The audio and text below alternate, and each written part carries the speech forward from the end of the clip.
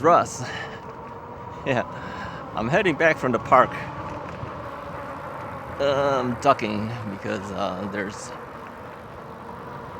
tree branches that are sticking out. Slide left to stay on Palatine Trail, then turn right onto West Illinois Avenue. And I'm using Google Maps again. Okay, we're gonna have to stop here. I gotta really duck, sorry. If I don't duck, I'm gonna get slammed by bushes. All right, let's move this way. Turn right onto West Illinois Avenue. Follow West Illinois Avenue for half a mile. Yeah, I don't think this is the best way to go. I have a feeling that we're better off going in the other direction. Let's go up here sidewalk for a second here. Oops, sorry. Ran over the grass a little bit. No, I think we're better off going this way. Now, the directions is not giving me the same directions to head back the way that I came in, because I actually turned on this street and I'm going that way. All right, so the car wanted me to go forward, but I didn't want to do that. I wanted to go in this direction. I wanted to see where this is going to take me here. Palatine Trail toward West Michigan Avenue. In 400 feet, turn left onto West Michigan Avenue. Turn left onto West Michigan Avenue, then turn right onto South Broadway Street. All right, so this is not the exact same way we came in before, but hey, let's try it. Right onto South Broadway Street, then South Broadway Street turns right and becomes West Gilbert Road.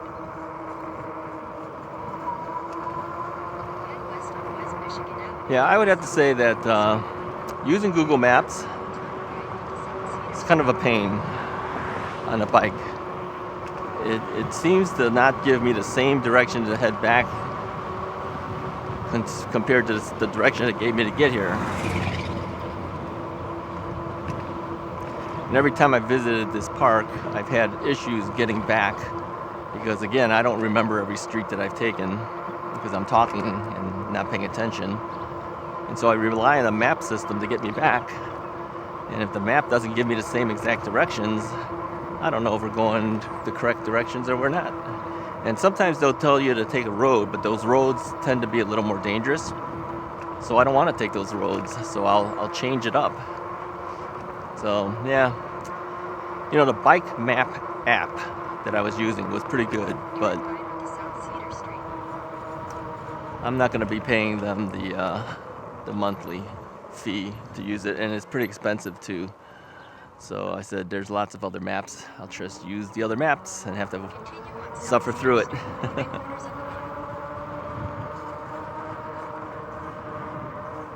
mile. So yeah, when I get confused or when I'm doing other things, I tend to just throttle it and not worry about having to pedal and talk and look at the map and look at the streets.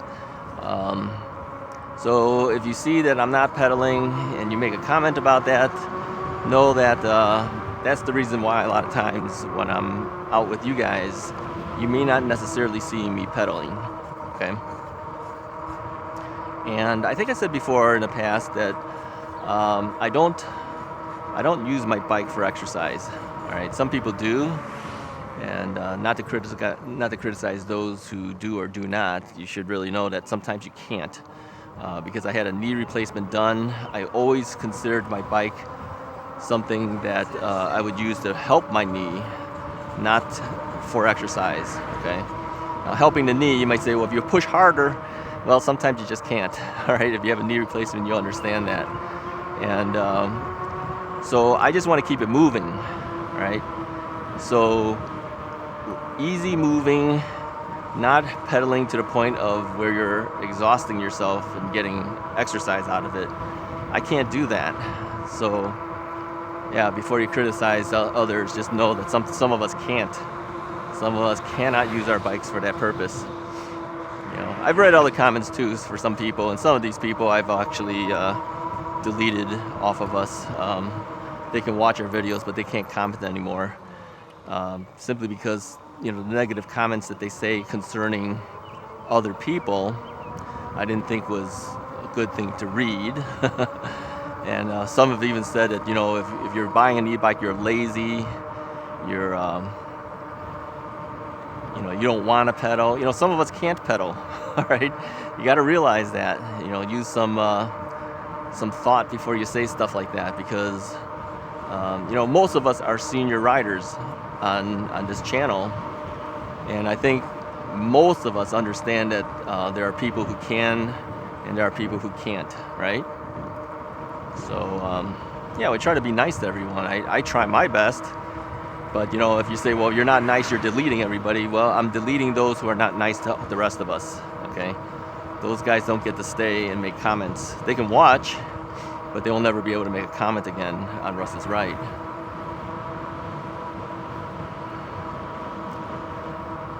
So, it's always like a downer, to have to talk about this. But we'll sort it through, okay? Stick with me.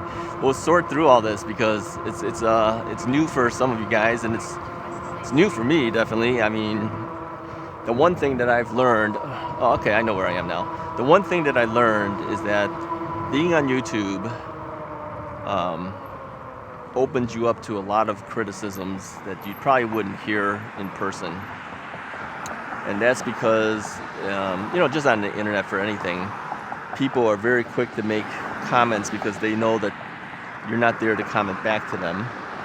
They probably will never come back to the channel anyways, so they put some really negative sounding comments, out there. That's how they get their jollies, I guess. And so I don't put up for that stuff. I'll delete you before anyone else gets to see it. So you're just wasting your time putting comments like that because it's not going to be seen by anyone but probably me.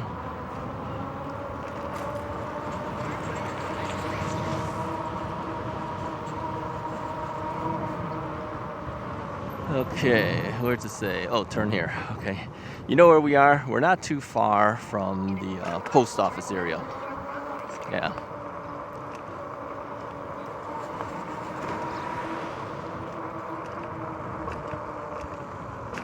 You might notice too that the houses here are a little bit older than some of the other houses we've seen on my rides. I think this is considered more of the downtown area around here. So the houses will be, of course, a little bit older. And they got a little more character, right?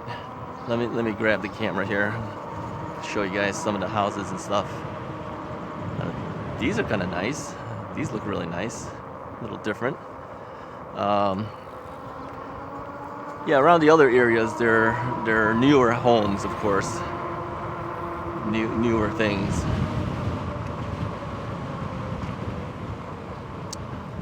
Alrighty, let's see.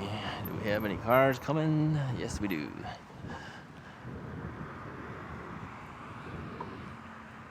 Now, it wants me to go another way. I'm not going to go that way because I know where I am, and I'm just going to go the way I know. This would be just like coming back from the post office area. So let's just take a left right here.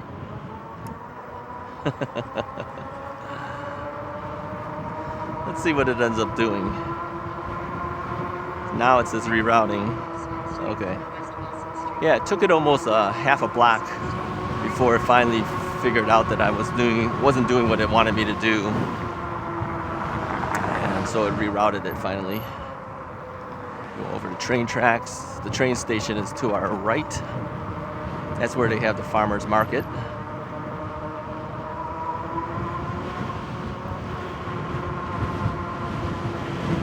So yeah, taking that little ride out to that park. Yeah, a little bit different. Coming down here, a little bit different. Yeah, we would take a left. We would be heading towards the post office. We've done the post office ride before.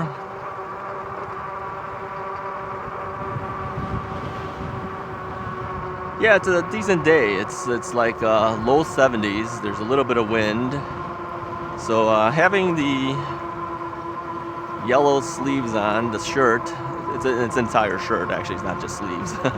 Having the sleeves on the shirt, it's helping from cutting down the wind blowing on me. Plus, also hopefully it'll cut down some of the sun. They tell me, unless your clothing is designed for cutting out the sun, sun's rays still get through it. Yeah, okay, but at least it's better than nothing. I kind of look at it that way. It's better than not having anything.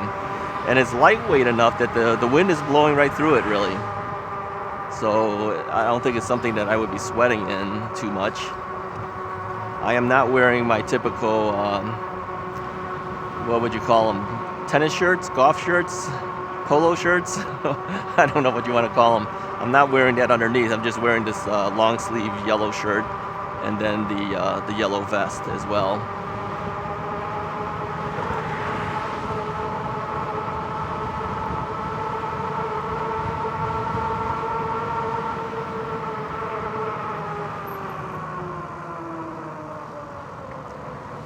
Alrighty, we're back in territory that we are more familiar with. Alright, I think I'm just going to exit out of this map.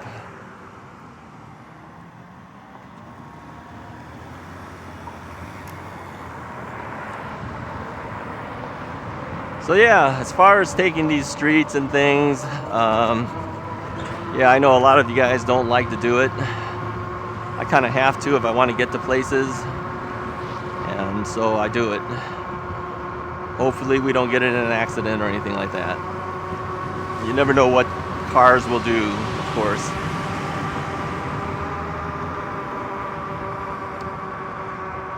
So I've been riding around today. We've been going all over the place. Yeah, let's go up the typical path. I guess get off this road altogether. Let's go up here.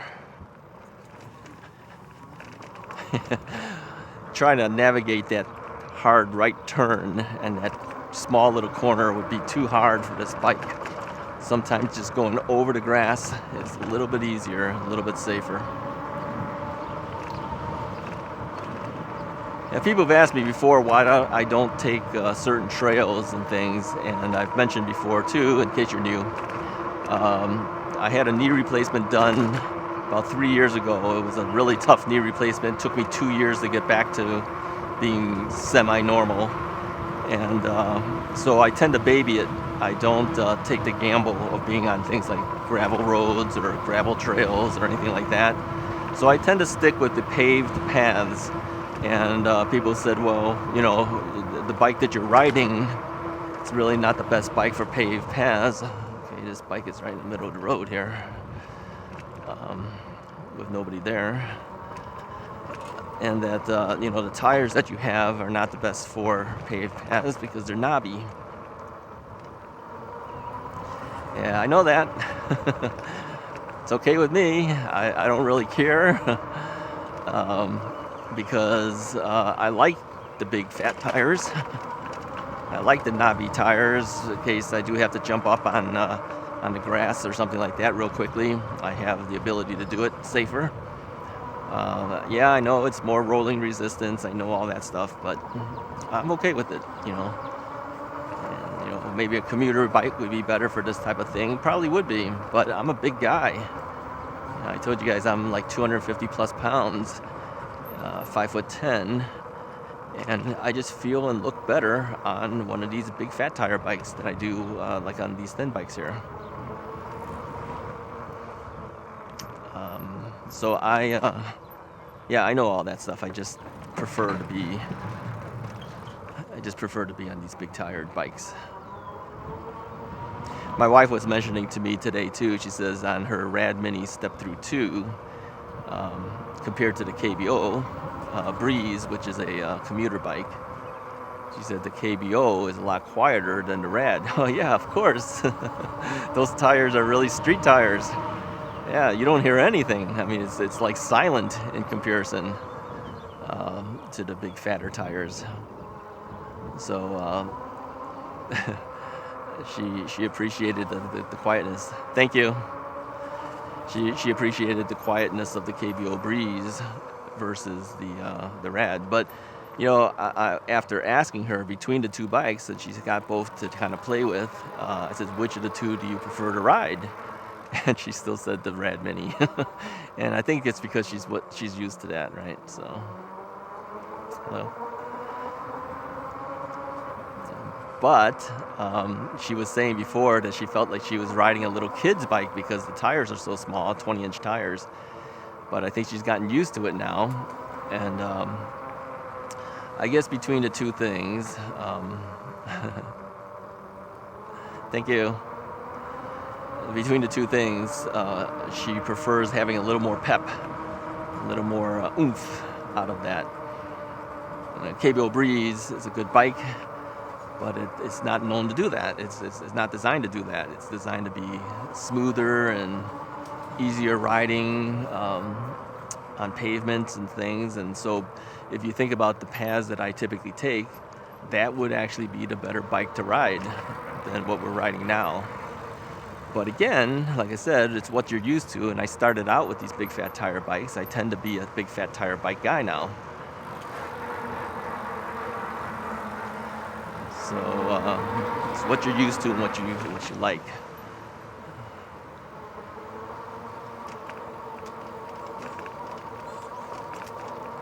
Yeah, they need to start cutting back some of the bushes. It's getting a little bit hefty, so it forces the rider to move forward, more towards the center. And if there's oncoming traffic, you're now closer to them. And that lady was looking at her phone. She wasn't even paying attention to what was going on.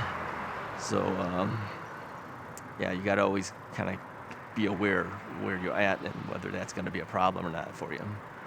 So here we have, is that a mom, I think, and her two kids. Well, I'm assuming it's a woman up ahead of us.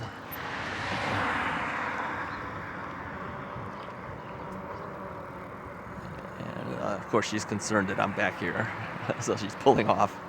That's okay. All right. Thank you. This girl, she's got her phone in front of her. She's texting and walking. Not paying attention. I could have hit her with the bell, but I think that would have startled her more. I just slowed down until she finally realized what's happening in front of her.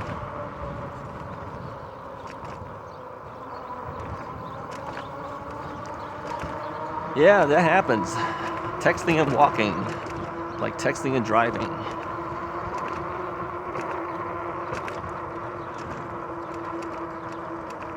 So yeah, I would say the Google Maps didn't really pan out too well for me this time. I'm disappointed. I mean, it is Google. Come on. They know what they're doing, right? Sometimes the map doesn't, sadly. I mean, it'll get you there, but it's not the best choice of streets. If you know your streets and the thing tells you to take streets that's not safe, are you going to follow it? No, I would just say forget it. Let me go the way I'm used to, and then let the map pick you back up from your deviation from their instructions, right? Now, this guy's got a soccer net up here. The other guy had football goalposts. This guy's got a soccer net. Nice.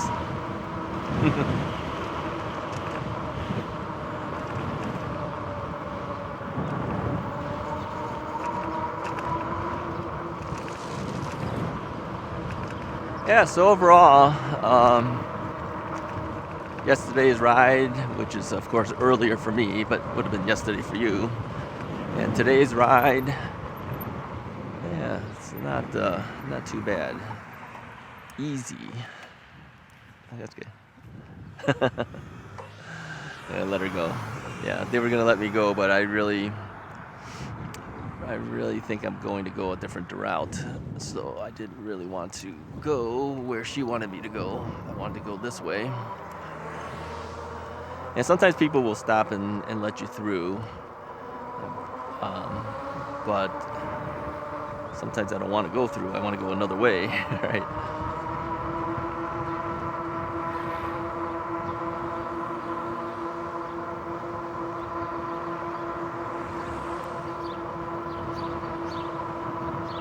So yeah, it's real easy to get turned around, you know, if you're just riding streets for the sake of riding streets.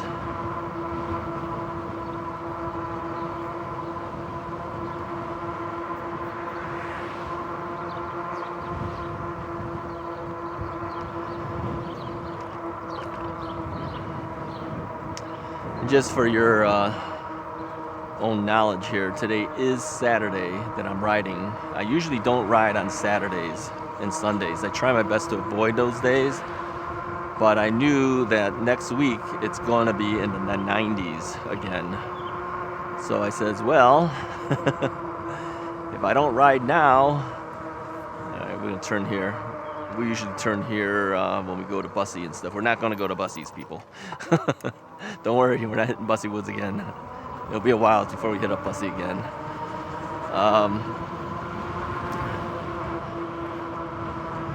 I'm just riding around for the sake of riding around. Oh, it looks like they striped this street. It's nice and white. I don't know how early they striped it. I'm just hoping that if I cross it, it doesn't get my wheels all painted. I think the paint on these things dry pretty fast though, overall. Okay, there's an opening here, I'm gonna take it. There we go. I mean, that striping is really for parked cars, I believe. It's not really for us. Okay, we're gonna run over one anyways. And looking at the wheels, it's fine. Yeah, it's for parking of cars.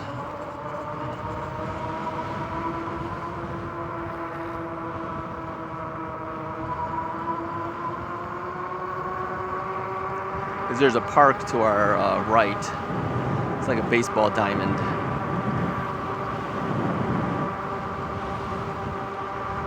Yeah, it's pretty windy right now. It's not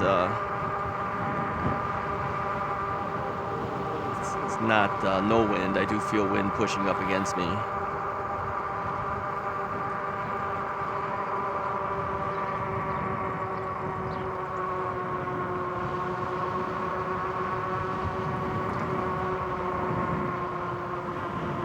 All right, according to my trip meter, I've done 23 miles or so today between my earlier rides of the day. I'm gonna take a left over here. Between my earlier rides of the day and these last couple rides I've done with you guys.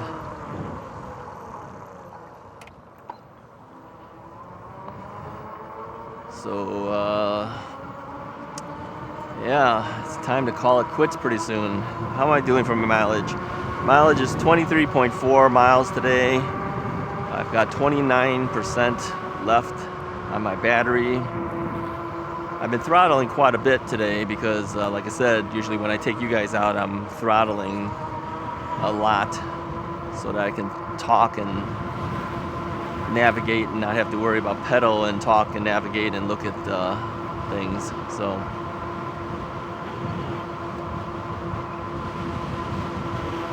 So yeah, whoever asked me whether I ride slow and just enjoy the views, yeah, we're doing that now.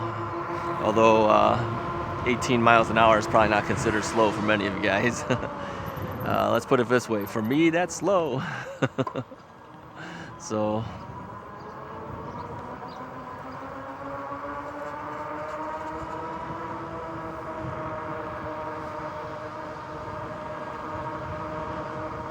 and by the way, too, for those who are new, because we've gained a lot of new people again. I think by the time you see this video, we'll be at 7,000 subscribers now. Thank you very much, guys.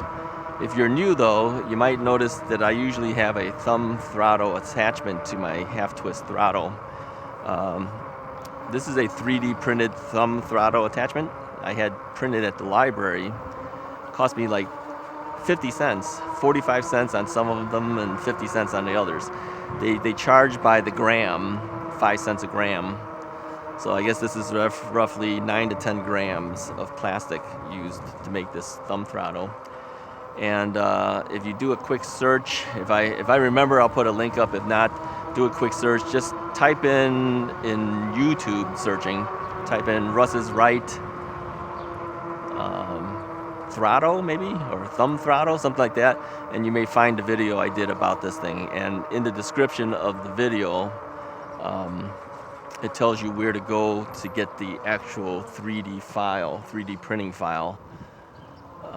Then you go there, you download the 3D printing file, and then bring it to your local library or whoever you might know who has a 3D printer. My library had let's turn here. My library had the ability to do free 3D printing. The only thing that they charge you is the cost of the materials that they use at 5 cents per gram, which is the plastic or whatever that stuff is. So they charged me for that. And then I went to Menards and picked up some screws, a couple of screws, hex screws, and a couple of nuts. I don't remember the exact size. Was it 3 millimeter? I'm not sure. I think it was 3 millimeter. And then there's a shorter size. I had picked up some that had a longer length of screw, but then I finally found that they had shorter screws. So I picked up shorter screws. So on the video, you'll see the screws that I originally had, but if you look around, they do make shorter screws. All right. And it's actually better if you had the shorter screws. Otherwise, it sticks out on the back, on the bottom of this thing. And what I do is I put a little bit of electrical tape around it so that my fingers, in case I come down here, I don't want to get all scratched up by that screw. So I kind of tape it up so it doesn't get scratched.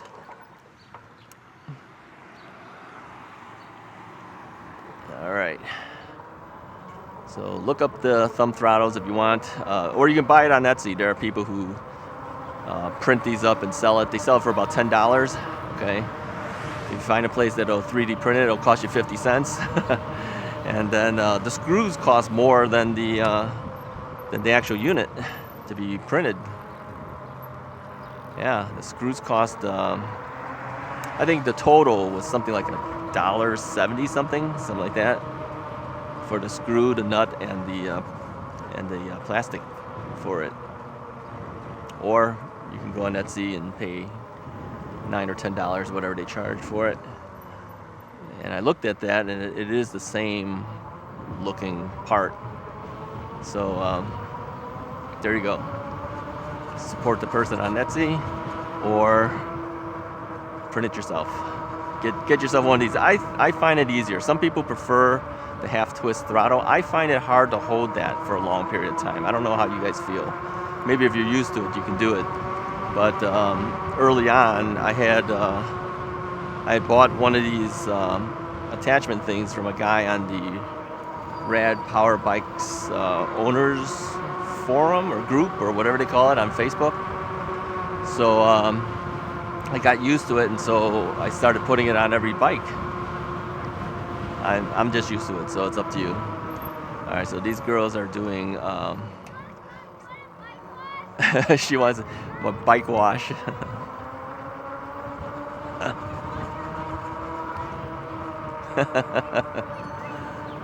They're doing car washes at the school around here, and she asked me if I wanted a bike wash. No, I don't think I want my bike washed.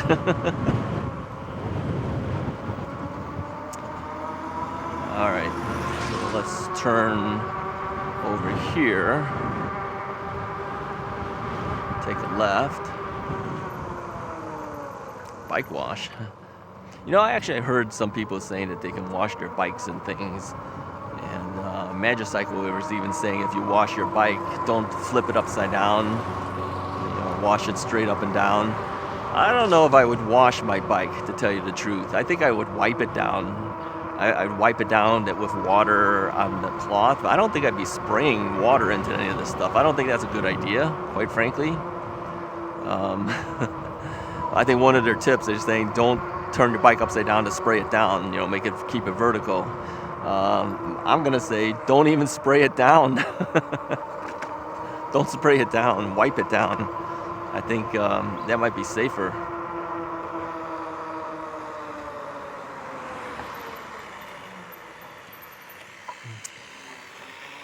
Yeah, I wouldn't want it to get water inside parts that shouldn't be splashed with water. So sorry, girls, no bike wash for me. I think she gave up. She's kidding, but she gave up really quick. Anyways, let's call it a day. I think I'm done writing for the day. If you like this video, go ahead and hit the like button, hit the subscribe button. I'll talk to you guys next time.